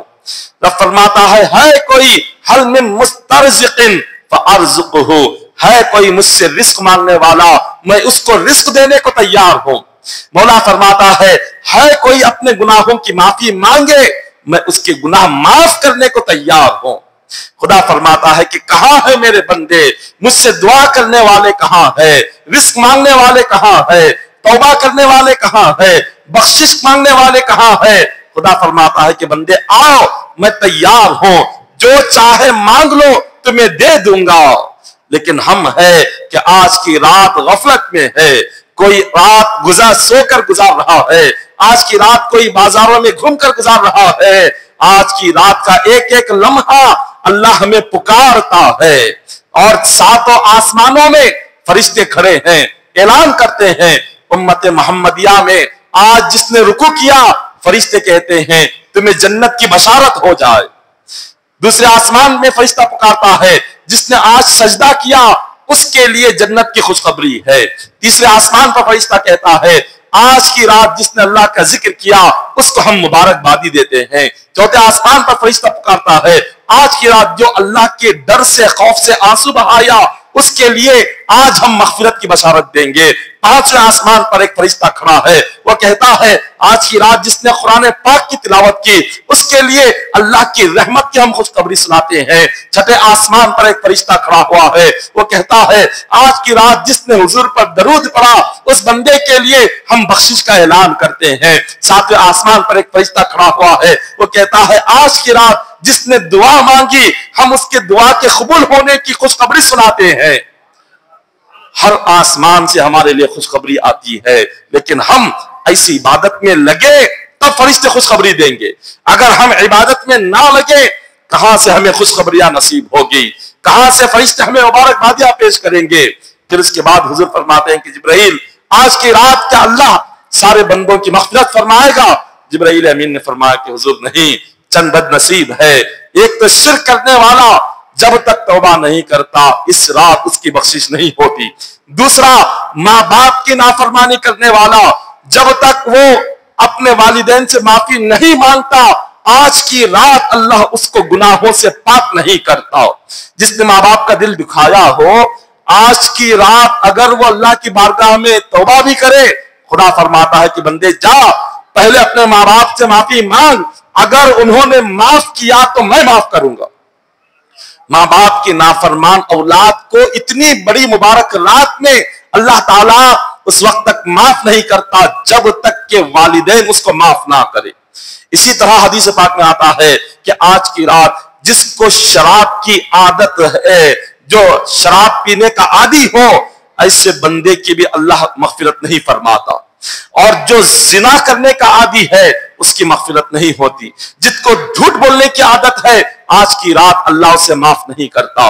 और जिस बंदे को हमेशा किसी को धोखा देने की आदत है अल्लाह उसकी मग़फ़िरत नहीं फरमाता। जिसको गीबत और चुगली करने की आदत है अल्लाह आज की रात उसे गुनाहों से पाक नहीं करता। जिस बंदे को जमा जमा कर रखने की आदत हो, खैरात और सदका करने की आदत ना हो, आज की रात उसके गुनाह माफ नहीं होते। जिस बंदे का दिल बुराई से भर गया हो, जिसके दिल में हसद हो और जिसके दिल में कीना हो, जिसके दिल में बुग़्ज़ हो, ऐसे बंदे के गुनाह को आज की रात अल्लाह माफ नहीं फरमाता। आज की रात अगर अल्लाह से माफी मांगनी है सबसे पहले ये तमाम गुनाहों से तौबा करना होगा। अल्लाह से वादा करना होगा कि मौला ये जो भी गुनाह मैंने किए हैं मैं इन गुनाहों से तेरी बारगाह में तौबा करता हूं और वादा करता हूं कि दोबारा ये गुनाह नहीं करूंगा। अगर उसने तौबा की, अल्लाह से वादा किया दोबारा गुनाह नहीं करने का, तब अल्लाह उसे माफ फरमाता है। उस वक्त तक माफ नहीं करता। सबसे पहले एक रिवायत में तो हुजूर ने दो चीजों का जिक्र किया। एक हदीस पाक में आका अलैहिस्सलाम ने फरमाया कि आज की रात एक शिर्क करने वाला और अपने दिलों में दूसरों के लिए बुग़्ज़ रखने वाला, ये दो लोगों की बख्शिश नहीं होती। देखिए दिलों को साफ करना कितना जरूरी है।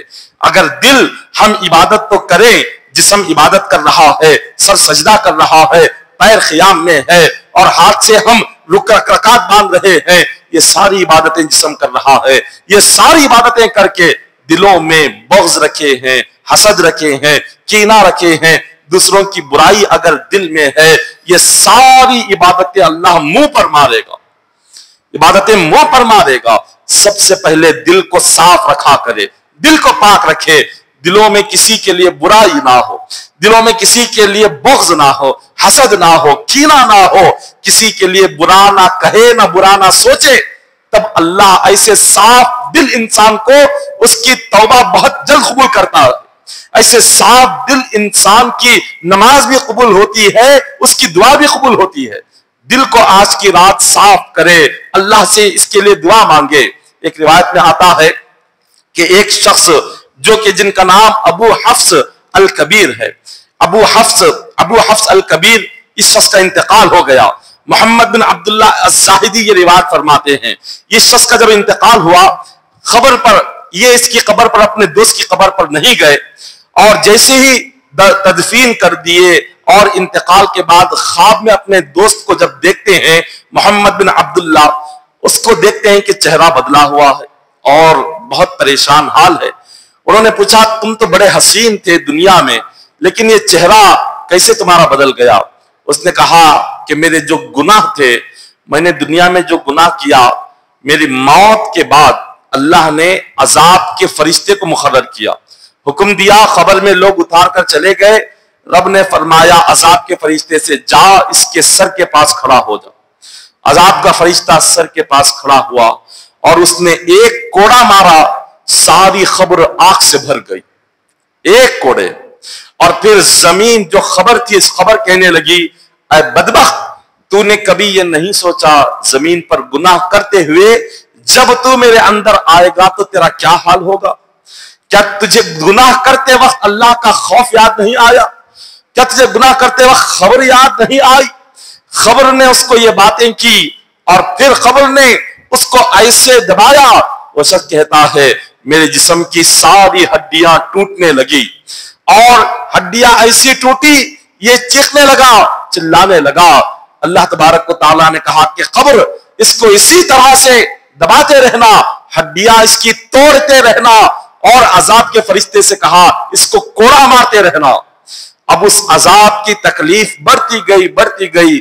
وہ شخص کہتا ہے جیسے ہی شعبان کا چاند نظر آیا تو اللہ کی بارگاہ سے ایک اعلان ہوا، عذاب کے فرشتے کو کہا گیا اے عذاب کے فرشتے فوراً اس کی قبر سے باہر آ جا، آج کے دن سے اس پر عذاب مت دینا، ہم نے اس کے عذاب کو اٹھا لیا۔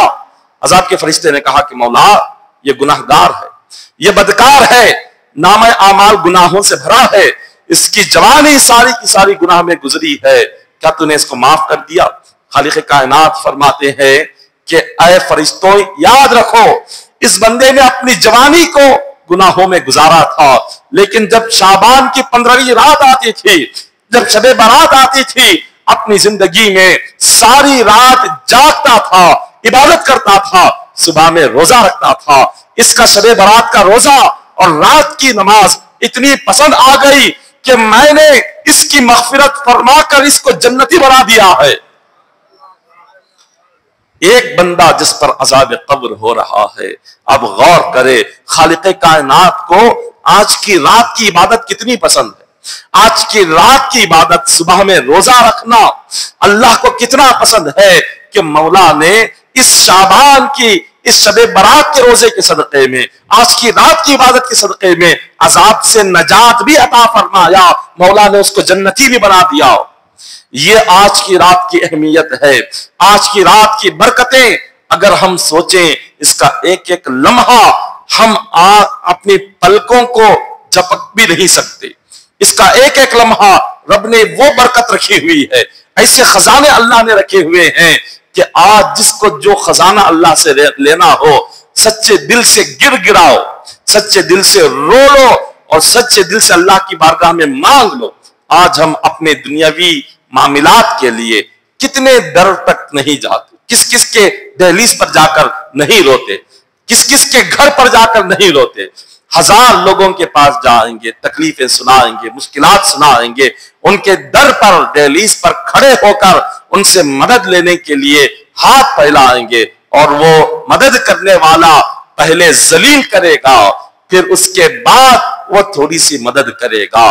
انسان کا یہی حال ہے، یہ ہزار دروازے پھرنے کے بجائے، ہزار دہلیزوں پر جا کر اپنی تکلیفیں بیان کرنے کی بجائے آج کی رات اللہ کے در پر آؤ، اس کی دہلیز پر آج گر گرا کر سچے دل سے مولا کی بارگاہ میں مانگو۔ یہ ایک در کو اگر تھامو گے، دنیا کی کسی دہلیز پر جانے کی ضرورت نہیں پڑے گی۔ اس رب کا در اگر ہم نے تھام لیا، سچے دل سے اس کی بارگاہ میں آ کر آنسو بہا لیے، یہ ایک آنسو ہمارے لیے ساری دنیا کے جتنے دروازے ہیں وہ سارے دروازے اگر بند بھی ہو جائے، اس رب کا دروازہ کبھی بند نہیں ہوتا۔ اور آج تو اللہ فرماتا ہے کہ بندے صبح طلوع فجر تک میری رحمت کے 300 دروازے کھلے ہوئے ہیں، میری رحمت کے 300 دروازے صبح صادق تک کھلے ہیں، آؤ جو مجھ سے لینا چاہتا ہے لے لے، جو مجھ سے مانگنا چاہتا ہے مانگ لے۔ حضرت عیسیٰ علیہ السلام کے تعلق سے روایتوں میں آتا ہے کہ حضرت عیسیٰ علیہ السلام آپ ایک راستے سے سفر کرتے ہوئے گزر رہے تھے، آپ کی نظر ایک سفید پتھر پر پڑی، سفید پتھر، وہ بڑا حسین تھا اور بڑا خوبصورت تھا۔ عیسیٰ علیہ السلام بس اس کو دیکھتے رہ گئے، اس کی حسن کو، اس کی خوبصورتی کو۔ جیسے جیسے آپ اس کو دیکھتے گئے، اللہ نے فرمایا کہ اے عیسیٰ کیا دیکھ رہے ہو؟ فرمایا کہ مولا مجھے تعجب ہو رہا ہے، مجھے تعجب ہو رہا ہے، اتنا حسین سفید پتھر۔ اللہ نے فرمایا اس سے زیادہ تعجب والی چیز تمہیں دکھاؤں؟ عیسیٰ علیہ السلام نے فرمایا کہ مولا ہاں، اس سے زیادہ تعجب کیا ہے؟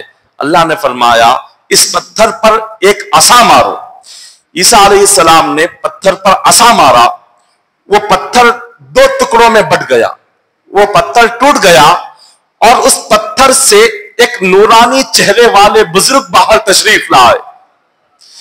عیسیٰ علیہ السلام کیا دیکھتے ہیں کہ ایک بزرگ جن کا چہرہ نورانی ہے، لباس نورانی ہے، چہرے اور لباس سے نور ٹپک رہا ہے، وہ بزرگ پتھر کے اندر ہے، اور جیسے ہی پتھر ٹوٹتا ہے وہ پتھر سے باہر تشریف لاتے ہیں۔ حضرت عیسیٰ علیہ السلام نے انہیں دیکھا، سلام کیا، ملاقات کی، کہا کہ آپ اس پتھر میں کیا کر رہے ہیں؟ تو بزرگ فرماتے ہیں میں اس پتھر میں اللہ کی عبادت کر رہا ہوں۔ پوچھا کہ اس پتھر میں کب سے عبادت کر رہے ہیں؟ فرمایا کہ اس پتھر میں 400 سال سے میں اللہ کی عبادت کر رہا ہوں۔ 400 سال سے، 1 سال نہیں، 2 سال نہیں، 400 سال سے پتھر کے اندر عبادت کر رہے ہیں۔ عیسیٰ علیہ السلام نے پوچھا کہ یہ جو 400 سال سے آپ عبادت کر رہے ہیں، آپ کو روزی کہاں سے آتی ہے؟ بھوک لگتی ہے تو کیا کھاتے ہیں؟ پیاس لگتی ہے تو کیا پیتے ہیں؟ عیسیٰ علیہ السلام نے فرمایا اللہ نے میری روزی کے لیے اس پتھر کے اندر ایک انگور کا درخت پیدا فرما دیا ہے، انگور کا درخت پتھر کے اندر پیدا فرما دیا، جب بھی بھوک لگتی ہے اس درخت کے انگور توڑ کر کھا لیتا ہوں، اور پیاس جب لگتی ہے تو اللہ نے اس پتھر کے اندر ایک ایسے پانی کی نہر پیدا فرما دی ہے کہ اس پانی کی نہر میں ایسا پانی آتا ہے جو برف سے زیادہ ٹھنڈا ہے، شہد سے زیادہ میٹھا ہے، کستوری سے زیادہ خوشبودار ہے، دودھ سے زیادہ سفید ہے۔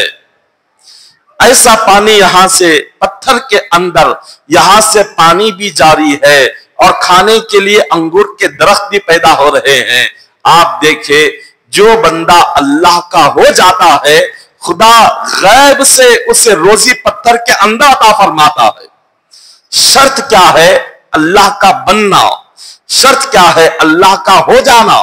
من کان للہ کان اللہ لہو، حدیث پاک میں ہے، رب فرماتا ہے کہ بندے تو میرا ہو جا میں تیرا ہو جاؤں گا، تو میرا بن میں تیرا بنوں گا، تو میری اطاعت کر، مجھے راضی کر اور میں تجھے راضی کروں گا، مجھے جو چاہیے، جس کام سے میں خوش ہوتا ہوں تو اگر مجھے خوش کرے گا تیری ضرورت کو غیب سے میں پورا کروں گا۔ یہ اللہ کا وعدہ ہے۔ ایک پتھر کے اندر مولا 400 سال سے رزق دے رہا ہے، کھانا دے رہا ہے، پانی دے رہا ہے۔ بتائے انہوں نے کون سی محنت کی؟ وہ کون سی محنت کر رہے تھے؟ کون سا کاروبار کر رہے تھے؟ کون سی تجارت کر رہے تھے؟ وہاں پر کس کاروبار سے روزی آ رہی تھی؟ نہ کوئی کاروبار، نہ تجارت، نہ کوئی محنت، بس ایک ہی کام تھا، اللہ کی عبادت کرنا۔ اس کے صدقے میں مولا پتھر کے اندر غیب سے روزی عطا کر رہا ہے۔ ہمیں اپنا ایمان مضبوط کرنا چاہیے اللہ کی ذات پر، اپنا ایمان اللہ کی ذات پر مضبوط کرے کہ جو رب پتھر پر ماننے والوں کو، پتھر کے آگے سجدہ کرنے والے کافروں کو روزی دے رہا ہے، تو اللہ کے سامنے سجدہ کرنے والے کیا مسلمان کو روزی نہیں دے گا؟ جب کافر کو دے رہا ہے تو مومن کو بھوکا پیٹ کیسے سلا سکتا ہے؟ لیکن بات اللہ پر یقین کی ہے، بات اللہ پر بھروسے کی ہے۔ ہمیں یقین اور بھروسہ اللہ پر جب کم ہوتا ہے، حدیث قدسی خدا فرماتا ہے کہ بندے تو میرے تعلق سے جو گمان کرے گا میں تیرے ساتھ ویسا ہی کروں گا. اگر تم میرے تعلق سے اچھا گمان کرے گا تیرے ساتھ اچھا کروں گا, میرے تعلق سے برا گمان کرے گا تیرے ساتھ برا کروں گا. اللہ کے تعلق سے ہم جو گمان کریں گے وہی بندے کے ساتھ ہوگا. حضرت عیسیٰ علیہ السلام نے جب یہ منظر دیکھا اتنا خوش ہوئے, اللہ سے کہا کہ مولا ایک بندہ اس پتھر میں 400 سال سے تیری عبادت کر رہا ہے, مجھے ایسے لگتا ہے روئے زمین پر اس بندے سے بہتر کوئی دوسرا بندہ نہیں ہے. اللہ نے فرمایا کہ عیسیٰ سنو, روئے زمین پر اس بندے سے بھی بہتر ایک بندہ ہے جو اس بندے سے بڑھ کر ہے, اس کا درجہ اس بندے سے بھی اعلیٰ ہے. حضرت عیسیٰ علیہ السلام نے فرمایا کہ مولا وہ کون سا بندہ؟ یہ ایک طرف 400 سال کی عبادت کرنے والا, پتھر کے اندر رہنے والا, اس نے پلک جھپکنے کے برابر تیری نافرمانی نہیں کی, اس سے بھی زیادہ بڑھ کر درجہ رکھنے والا, اس سے زیادہ فضیلت رکھنے والا کون ہے؟ خالق کائنات فرماتا ہے کہ عیسیٰ جو کوئی بندہ مومن میرے مصطفیٰ کا غلام شب برات میں اگر 2 رکعت نفل پڑھ لے یہ 400 سال کی عبادت سے آگے بڑھ جائے گا. 2 رکعت نفل رب نے فرمایا یہ 400 سال کی عبادت سے آگے بڑھ جائے گا. تو سوچے جب 2 رکعت نفل کا یہ حال ہے, اگر آج کی رات ساری رات ہم عبادت میں لگائیں خدا کی کیا رحمتیں برسے گی. اس طرح سے آج کی رات سب سے پہلے آپ عبادت کر رہے ہوں تو پہلے قضائے عمری ادا کریں. قضائے عمری کیا ہے؟ جو اپنی چھوٹی ہوئی نمازیں فرض جو ہوتا ہے بندے کے لیے سب سے پہلے اس کو ادا کرنا, نفل بعد میں ہے. قضائے عمری جو ہماری زندگی کی چھوٹی ہوئی نماز ہے اس کو پڑھ لیا کرے. آپ جیسے فجر کی 2 رکعت ہے, ظہر کی 4 رکعت, فجر کی 2 رکعت سے آپ شروع کرے. فجر کی 2 رکعت قضائے عمری میں پڑھتا ہوں فرض واسطے اللہ کے میرا کعبۃ اللہ شریف کے, اس طرح نیت کر کے 2 رکعت پڑھے. پھر اس کے بعد ظہر کی 4 کی نیت کرے, قضائے عمری 4 رکعت میں پڑھتا ہوں. پھر اس کے بعد عصر کی 4 رکعت کی نیت کرے, پھر مغرب کی 3 کی, پھر عشاء کی 4, پھر واجب الوتر کی 3. یہ تمام قضا کرنا ہے. سنت کی قضا نہیں ہے, نفل کی قضا نہیں ہے, فرض اور واجب یہ نمازوں کی قضا ہے. یہ ایسا آپ 6 نمازیں کر لیں گے, 5 وقتہ نماز, 3 واجب الوتر, یہ 6 کر لیں گے تو ایک دن کی نماز یہ ادا ہو جائے گی. اس طرح سے آپ جتنے دن کی آج کی رات پڑھ سکتے ہوں پڑھ لیں.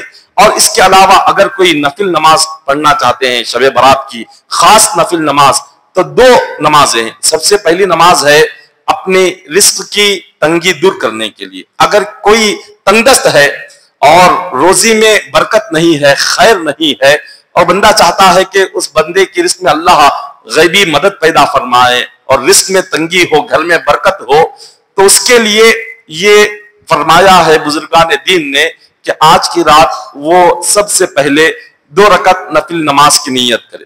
جب 2 رکعت نفل نماز کی نیت کریں گے تو نیت کیا ہوگی کہ 2 رکعت نفل شب برات کی پڑھتا ہوں واسطے اللہ کے میرا کعبۃ اللہ شریف کے, یہ کہہ کر رکعت باندھے. ہر رکعت میں سورہ فاتحہ 1 مرتبہ, آیت الکرسی 1 مرتبہ, سورہ اخلاص قل هو اللہ احد 15 مرتبہ اس کو پڑھنا ہے. ہر رکعت 2 رکعت ہی ہے, ہر رکعت میں سورہ فاتحہ 1 مرتبہ اور آیت الکرسی 1 مرتبہ, 15 مرتبہ سورہ اخلاص قل هو اللہ احد. یہ 2 رکعت ہو جانے کے بعد سلام جیسے ہی پھیریں تو آپ 100 مرتبہ درود شریف پڑھ لیں اور اس کے بعد آپ اللہ کی بارگاہ میں رزق کی برکت کی دعا مانگے. اللہ تعالیٰ اپنے رزق کے دروازے آپ پر کھول دے گا. اللہ تعالیٰ بے انتہا رزق اور روزی عطا کرے گا. یہ پہلی نفل نماز ہے. اور دوسری جو نفل نماز ہے اپنے قبر کے عذاب سے نجات حاصل کرنے کے لیے اور گناہوں کی بخشش کے لیے, جنت کے داخلے کے لیے, یہ 8 رکعت ہے. 4 رکعت کر کے پڑھنا ہے. 8 رکعت 4 رکعت کر کے پڑھنا ہے. نیت وہی ہے شب برات کی 4 رکعت نفل نماز پڑھتا ہوں واسطے اللہ کے میرا کعبۃ اللہ شریف کے. اس طرح نیت باندھے اور ہر رکعت میں سورہ فاتحہ کے بعد 10 مرتبہ سورہ اخلاص قل هو اللہ احد کا سورہ 10 مرتبہ پڑھنا ہے. 8 رکعتوں میں بھی پہلی ہر ایک رکعت میں 1 مرتبہ سورہ فاتحہ, 10 مرتبہ سورہ اخلاص.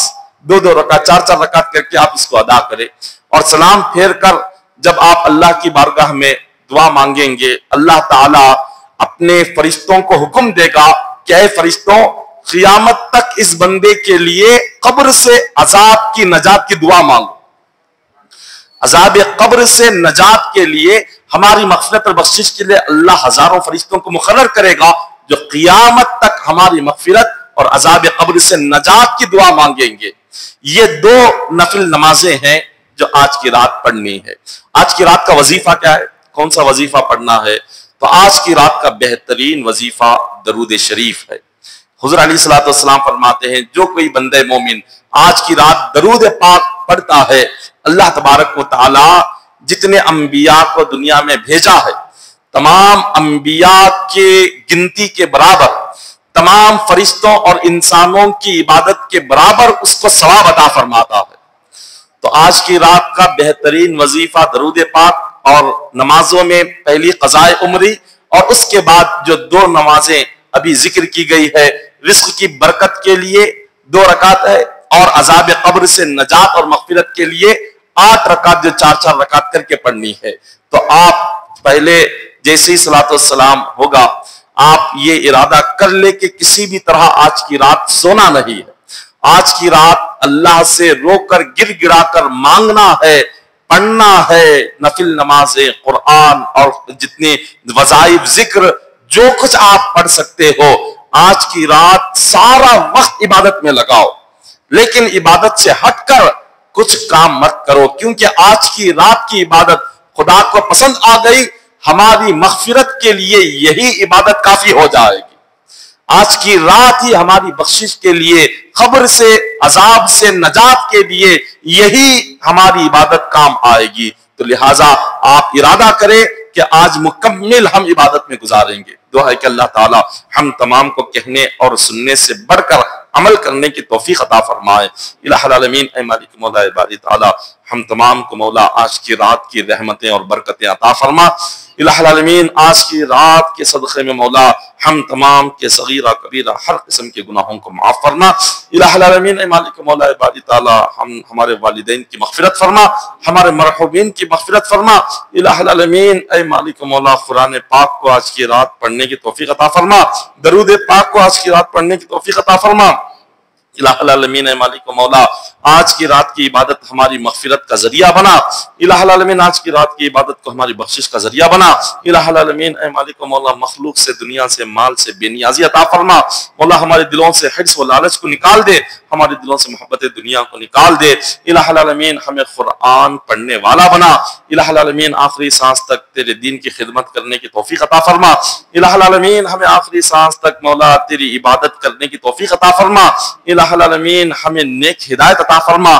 मौला हर किस्म की गंदगी से, हर किस्म के गुनाहों से हमारी हिफाजत फरमा। इलाहुल आलमीन, ऐ मालिक मौला बारी ताला, जितने हाज़रीन मजलिस है मौला तमाम हाज़रीन मजलिस की मग़फ़िरत बख्शिश फरमा। इलाहुल आलमीन, ऐ मालिक मौला बारी ताला, हम तमाम की जायज़ दुआओं को कबूल फरमा, हमारी जायज़ हाजतों को पूरा फरमा। इलाहुल आलमीन, हम तमाम को रिज़्क़ हलाल नसीब फरमा, हराम रिज़्क़ से हम तमाम की हिफाजत फरमा।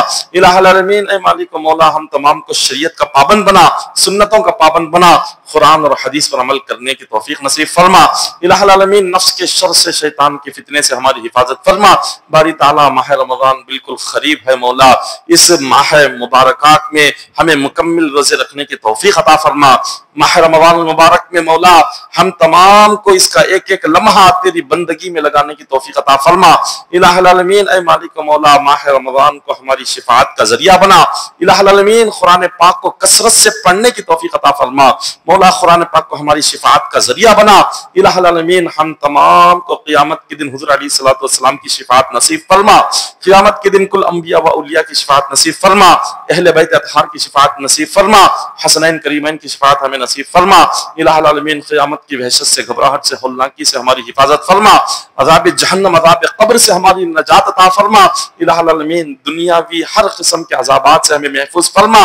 हर मोमिन को सेहत अता फरमा, ہر مومن کو تندرستی عطا فرما الہ العالمین، جتنے بیمار ہیں مولا سب کو شفاء کلی عطا فرما الہ العالمین، جتنے پریشان حال ہیں ان کی پریشانیوں کو دور فرما، جو مصیبت زدہ ہیں ان کی مصیبتوں کو دور فرما الہ العالمین، جو غمگین ہے ان کے غموں کو اپنے فضل و کرم سے دور فرما الہ العالمین، جو قرض کے بوجھ کے تلے دبے ہوئے ہیں ان کے قرض سے نجات کا غیبی ذریعہ بنا دے الہ العالمین، جتنی ہماری بہنیں بغیر نکاح کے مولا پریشان حال ہے ان بہنوں کے لیے غیبی طریقے سے رشتوں کا انتظام فرما دے الہ العالمین، جن بہنوں کے نکاح مال و اسباب کی کمی کی وجہ سے نہیں ہو رہے ہیں ان کے لیے غیب سے مال و اسباب کا انتظام فرما دے الہ العالمین، اے مالک و مولا ہم تمام کو حضور علیہ الصلوۃ والسلام کی سچی غلامی نصیب فرما، آقا علیہ الصلوۃ والسلام کی محبت اور عقیدت میں جینے مرنے کی توفیق عطا فرما مولا، ہم تمام کے دلوں میں انبیاء و اولیاء کا ادب اور احترام پیدا فرما الہ العالمین، ہم تمام کو ادب کرنے والا بنا الہ العالمین، اے مالک مولا باری تعالی ہم تمام کی جائز حاجتوں کو پورا فرما، ہماری جائز دعاؤں کو اپنے فضل و کرم سے آقا علیہ الصلوۃ والسلام کے وسیلے سے قبول فرما، ان اللہ و ملائکتہ یصلون علی النبی یا ایھا الذین آمنوا صلوا علیہ وسلموا تسلیما، اللهم صل على سيدنا محمد وعلى آل سيدنا محمد وبارك وسلم، صلوا عليه صلاة وسلام عليك يا حبيبي يا رسول الله صلى الله عليه وسلم، حسبنا الله حسبنا الله حسبنا الله نعم الوكيل نعم المولى ونعم النصير، ألا إن أولياء الله لا خوف عليهم ولا هم يحزنون الذين آمنوا وكانوا يتقون، يا رسول الله انظر حالنا، يا حبيب الله اسمع قالنا، إنني في بحر غم مغرق، خذ يدي سهل لنا أشكالنا، خذ يدي سهل لنا أشكالنا، خذ يدي سهل لنا أشكالنا، سبحان ربك رب العزة عما يصفون وسلام على المرسلين والحمد لله رب العالمين.